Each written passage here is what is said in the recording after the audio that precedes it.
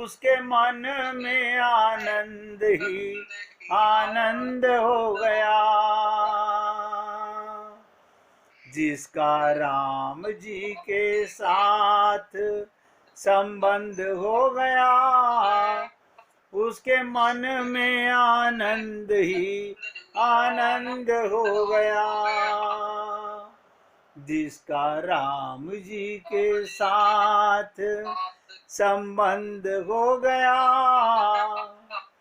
उसके मन में आनंद ही आनंद हो गया। जिसका राम जी के साथ संबंध हो गया, उसके मन में आनंद ही आनंद हो गया। अब बहुत एकाग्रचित होकर सुनेंगे।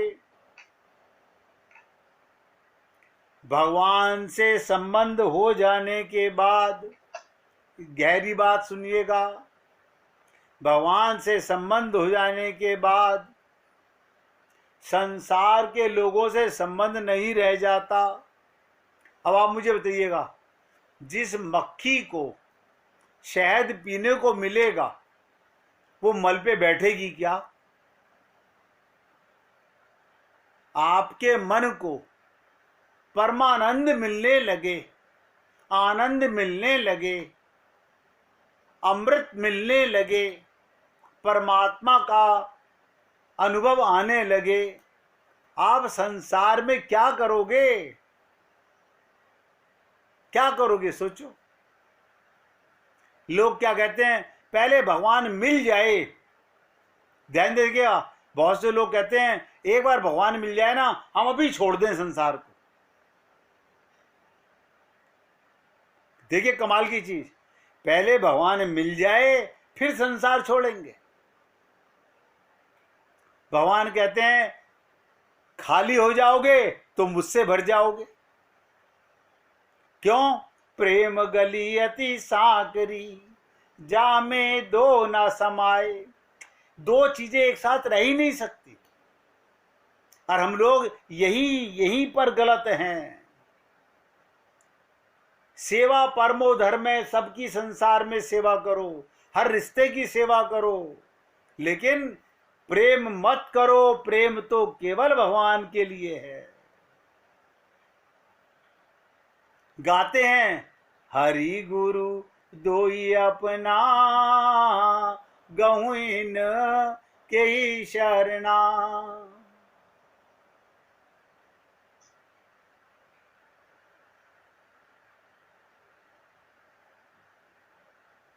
हम लोग नहीं जानते, और भगवान के प्रेम के लिए कुछ नहीं करना। देखो कमाल है, कहीं से कुछ लाना नहीं। क्यों? कोई पैसा खर्च नहीं होगा, एक पैसा नहीं, एक नया पैसा खर्च नहीं होगा। अच्छा, कहीं जाना भी नहीं, केवल भाव चाहिए। हम वो भी भगवान के साथ शुद्ध भाव से प्रेम नहीं करना चाहते। संसार के लोगों से संबंध नहीं रहेगा भगवान से प्रेम होने के बाद। बने तो राम से, बिगड़े तो राम से, हरि सो जोरी सबन तो तोरी। आप बताइए, मन एक है, इधर जुड़ेगा तो कहीं से हटेगा ना। आप कहेंगे संसार में तो कोई तकलीफ नहीं है, हम मम्मी को प्यार करें, पत्नी को प्यार करें, पापा को प्यार करें। अरे बाबा, ये सारा संसार है, इसलिए इनमें कोई ऐतराज नहीं है। ये सब माया का स्वरूप है। हरि सो जोड़ी सबन तो तोड़ी। इससे क्या होता है? जिसका संबंध भगवान से हो जाता है, वो अंतर्मुखता आ जाती है, मस्ती आ जाती है। ऐसा लगता है कि न जाने कौन सा खजाना मिल गया। यानी अंतर्मुख होने का क्या मतलब? भगवान की बातों में, भगवान की लीलाओं में, भगवान के साथ चित आनंद में, भगवान के साथ बातें करने में उलझे रहने का मन करता है। और अभी क्या है, संसार में उलझे रहते हैं, जिसको देखो उलझा पड़ा हुआ है। और गा लेते हैं, उलझन सुलझे ना रास्ता दिखे ना जाए कहाँ। अरे उलझन है नहीं, अब मत कहो, कोई उलझन नहीं है। संसार की सेवा, भगवान से प्रेम, बस। अब काहे की उलझन है? शरीर संसार को देना है, इंद्रियों से, शरीर से संसार की सेवा करनी है, और मन भगवान में देना है।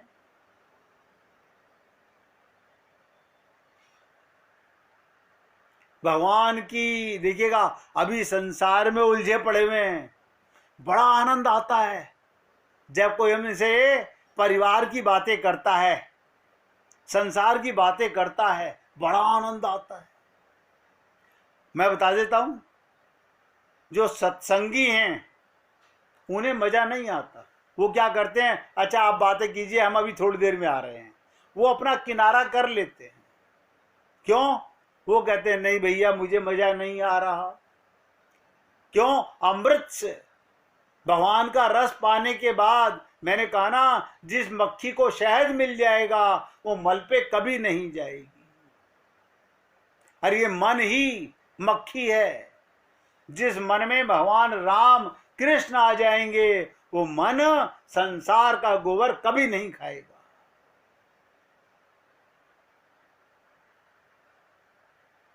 कहत कठिन समझत कठिन, ये अपनी बुद्धि में बैठाने की बातें हैं। अपने प्रत्येक संकल्प का, रोम रोम का ईश्वर के प्रेम में डूब जाना ही प्रेम है। अपना प्रत्येक संकल्प जो कर रहे हो भगवान के लिए। आज काम वाली नहीं आई, आज भगवान कह रहे हैं मैं तेरे से सेवा लेना चाहता हूं, खुश होना चाहिए प्रभु जी। अब देखिएगा, आपकी अंदर ताकत किससे आ रही है? आप में ताकत किससे आ रही है? परमात्मा से। आप उसे भूल जाते हो। अच्छा भगवान ये कहते हैं मेरे से आराम कराओ मेरे को।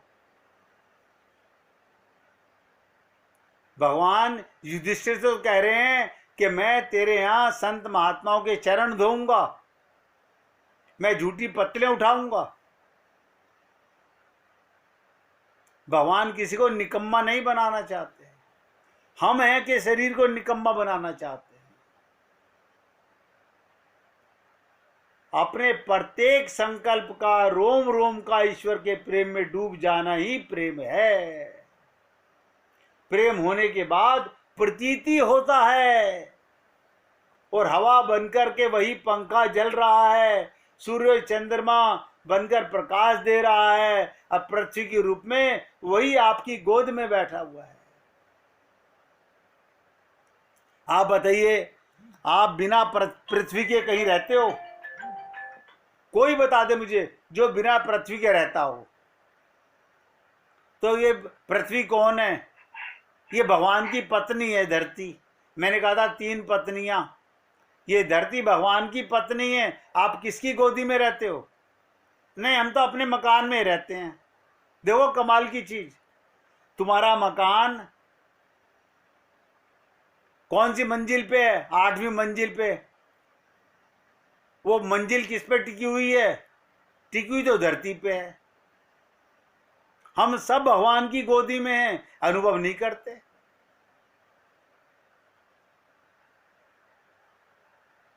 अनुभव नहीं करते। ये सूर्य बनके, चंद्रमा बनके, हवा बनके आपकी सेवा कर रहा है, अपने होने का प्रमाण दे रहा है। अंतःकरण को शुद्ध करने के लिए देखिएगा, संत महात्मा क्या कहते हैं? अपना अंतःकरण शुद्ध करो। हम कहते हैं ऐसा कोई बिंब अब आप गूगल पे सर्च करिए अंतःकरण को शुद्ध कैसे किया जाए। कोई ऐसा दवा है ना, सत्संग ही एक दवा है। क्यों? बिनु सत्संग विवेक ना होई, और बिनु विवेक हरि कृपा ना होई। भगवान कैसी कैसी लीलाएं करते हैं। एक दिन भगवान श्री कृष्ण, ध्यान से सुनिएगा, भगवान श्री कृष्ण ललिता से विनम्र होकर के कहा, मेरी एक विनती है। ललिता कह रही हैं, लाला तेरी क्या विनती है? आज मैं राधा रानी के चरणों में महावर लगाने की सेवा करना चाहता हूं। मुझे श्री चरणों में महावर लगाने का अवसर दिया जाए। अब आप बताइएगा हम क्या कहते हैं? आप श्रृंगार कर दीजिए। हमें अपने आप भाव से भगवान का श्रृंगार करने में मजा नहीं आता। जैसे जब दुल्हन को सजाना होता है तो कहाँ ले जाते हैं? ब्यूटी पार्लर में। सोचिएगा, वहां श्रृंगार करा रहे हैं। अरे भगवान का श्रृंगार तो अपने आप कर लो, हृदय से कर लो, भाव से कर लो, कुछ कर लाने की भी जरूरत नहीं है। भगवान भाव की बातें बता रहे हैं। तो प्रियतम की बात सुनकर ललिता जी बोली, क्या आप महावर लगा पाओगे? तो भगवान ने कहा, मुझे अवसर तो देकर देखो। मैं जो रंग देवी महावर लगाती है उससे भी सुंदर उत्तम रीति से महावर लगा दूंगा।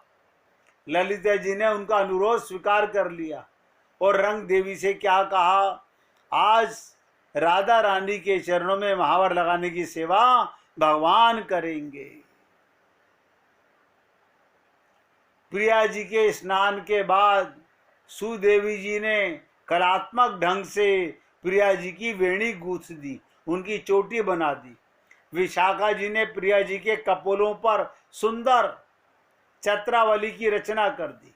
अब प्रिया जी के चरणों में महावर लगाने का मौका आया तो रंग देवी जी को ललिता जी ने कहा, आज महावर की सेवा प्रियतम करेंगे।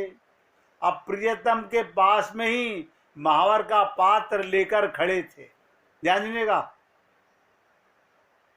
प्रियतम भगवान श्री कृष्ण पास में ही महावर का पात्र लेकर खड़े हुए हैं। अब विनती करने लगे, आज महावर की सेवा मैं करूं, ऐसी मेरी अभिलाषा है। प्रिया जी ने कहा, लगा पाएंगे? उस दिन वेणी तो गूंथ नहीं पाए थे, आज महावर लगा पाएंगे? प्रियतम ने कहा, अनुरोध किया, अवसर तो देकर देखो। प्रिया जी ने, राधा रानी ने नैनों के संकेत से स्वीकृति दे दी, चलिए लगाइए। और मन ही मन सोचने लगी, देखिएगा ये भाव है, प्रेम भाव में लगा नहीं पाएंगे। ये मुझसे इतना प्रेम करते हैं, ये कैसे लगा पाएंगे? स्वीकृति मिलते ही प्रियतम ने प्रिया जी के चरण में जैसे ही हाथ में लिए, भगवान श्री कृष्ण ने राधा रानी के चरणों को जैसे अपने हाथ में लिया, श्री चरणों की अनुपम सुंदरता, कोमलता देखकर भगवान के हृदय में भावनाओं की लहरें बहने लगी। अभी हम क्या जाने प्रेम क्या होता है? अभी हम प्रेम की कल्पना भी नहीं कर सकते। प्रियतम सोचने लगे, कितने सुकोमल श्री चरण, प्यारी जी कैसे भूमि पर चलती होंगी। महावर लगाना तो भूल गए। देखिएगा, जैसे ही उन चरणों को हाथ में लिया तो भाव से डूब गए। इतने सुकोमल चरण राधा रानी के, कैसे भूमि पर चलती होंगी। कंकड़ की बात तो दूर, इस बात का भय कि धूल के मृदुल कण भी चरणों में चुभ जाते होंगे। तब श्याम सुंदर ने वृंदावन की धूली कण से प्रार्थना की। देखिएगा भगवान किससे प्रार्थना कर रहे हैं? रज से प्रार्थना कर रहे हैं, धूली कण से प्रार्थना कर रहे हैं कि जब प्रिया जी मेरे साथ बिहार के लिए निकले तो अति सुकोमल मखमली धूली बिछा दिया करो और कठिन कठोर कण को छुपा लिया करो। अब प्रियतम भाव वियोर सोचने लगे कि श्री चरण कितने सुंदर, सुधुर अरुणाभ कितने गोर, कितने सुकोमल, मुझे भी चरणों को स्पर्श का अवसर मिला। प्रियतम ने बहुत चाहा, ध्यान से सुनिएगा, महावर नहीं लगा पाए। यह है प्रेम की पराकाष्ठा। ध्यान से सुनिएगा, किसी डॉक्टर के बच्चे का ऑपरेशन हो रहा हो, डॉक्टर अपने बच्चे का ऑपरेशन नहीं कर सकता, नहीं कर सकता। वो अपने हाथ से चीर फाड़ नहीं कर सकता। ये प्रेम है। भगवान राधा रानी के चरणों में महावर नहीं लगा पाए और ऐसी असफलता पर विश्व की सारी सफलता न्योछावर। मैं हारना मंजूर है। अनंत कोटि ब्रह्मांड नायक शिरोमणि, उनके बस में सब कुछ है। देखिएगा भगवान के बस में सब कुछ है, हर कार्य करने में इतने निपुण हैं, उनकी ऐसी असफलताओं पर बलिहारी है। क्या मतलब? यही लीला है, प्रेम की पराकाष्ठा यही है। हम लोग वो प्रेम को समझना नहीं चाह रहे। मैं तो आप लोगों से निवेदन कर रहा हूं, मौका मिला है, मौका मिला है भगवान को उस प्रेम के अंदर पूर्ण रूपेण पाने के लिए।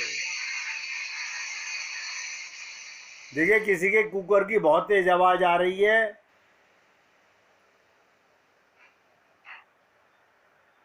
तो कहने का तात्पर्य भगवान के प्रेम के लिए हमें क्या करना चाहिए?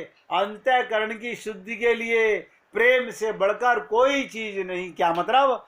जितना आप भगवान की लीलाएं सुनते रहोगे, मनन करते रहोगे, चिंतन करते रहोगे, आपका हृदय अपने आप अंतःकरण शुद्ध होता जाएगा। हम क्या करते हैं बैठे हुए? हम लोग क्या करते हैं बैठे हुए? वो आना था आई नहीं, वहां जाना था अभी जाना है, मतलब हम सत्संग में बैठे बैठे भी संसार का चिंतन करते रहते हैं।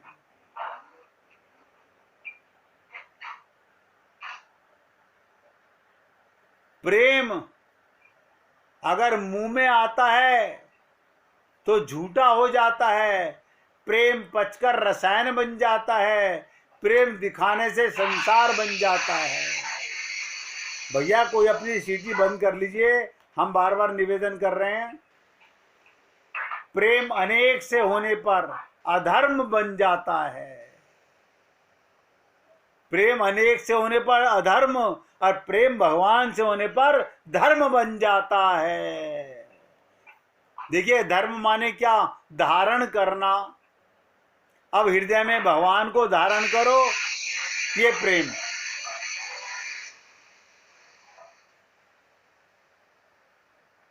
समझ रहे हैं? यानी प्रेम अनेक में होने से अधर्म और भगवान से होने से धर्म बन जाता है। यही धारण करना है। प्रेम क्रिया में आने पर सेवा बन जाती है। अब प्रेम स्वरूप में रहकर शुद्ध प्रेम रहता है, बस अपनी धुन में। ये किसी के यहाँ काम हो रहा है, उनको अपनी मोबाइल की खाली आवाज बंद कर लीजिए। मैं हाँ अपनी फोन की आवाज बंद कर लीजिए, फिर आवाज नहीं आएगी हमारे पास। हमारी आवाज आपको आएगी वो काम की आवाज हमारे पर नहीं आएगी। अब सुनिएगा, तो मैंने कहा प्रेम